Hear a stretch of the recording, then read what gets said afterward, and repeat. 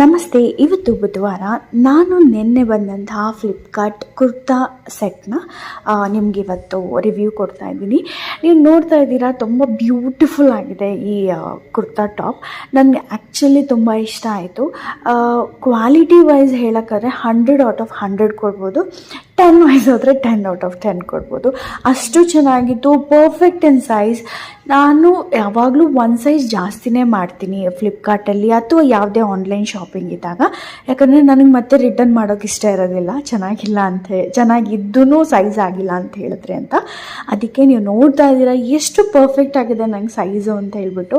ತುಂಬ ಬ್ಯೂಟಿಫುಲ್ ಆಗಿತ್ತು. ಇದು ನಿಮ್ಗೆ ಇಲ್ಲಿ ಹೀಗೆ ಕಾಣ್ತಿರ್ಬೋದು, but it's proper lavender colour kurta. Pure cotton, ತುಂಬ ಚೆನ್ನಾಗಿದೆ. ನೀವು ಕೂಡ ಟ್ರೈ ಮಾಡಿ.